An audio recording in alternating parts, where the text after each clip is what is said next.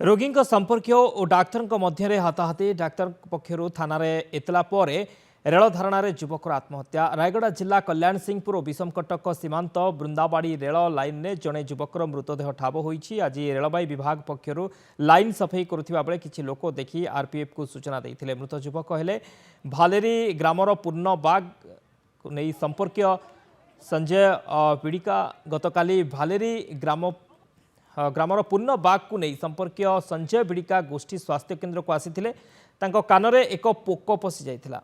तेबे आउटडोर बंद थिबारु उपस्थित डाक्तर हिरांचल पट्टनायक को चिकित्सा कहिबारु से मना करिथिला और एहाकु नै बचसा परे माड़ मारिथिबा नै डाक्तरखाना रे अभियोग करथिले। एतला दिया जाइथिबा जानी संजय निज इंस्टाग्राम अकाउंट रे तांकर किछि भूल नाही लेखि विषमकटक ब्लॉक बृंदाबाड़ी रेल धारणा रे आत्महत्या करथिले। एहाकु नै ग्रामवासी और दलित ग्रामवासी और दलित लोक माने एकत्रित होई गोष्ठी स्वास्थ्य केन्द्र घेरिबा सहित भंगारुजा मध्य करिसेंती। पुलिस समस्यार समाधान करने को चेष्टा करथिले। तेबे समाधान न हेबारु अतिरिक्त जिला अधीक्षक उभय पक्ष को थाना को डाकी पचरा उचरा करिसेंती। घटना को नहीं परिवार पक्षरु थाना रे इतला दिया जाइछि।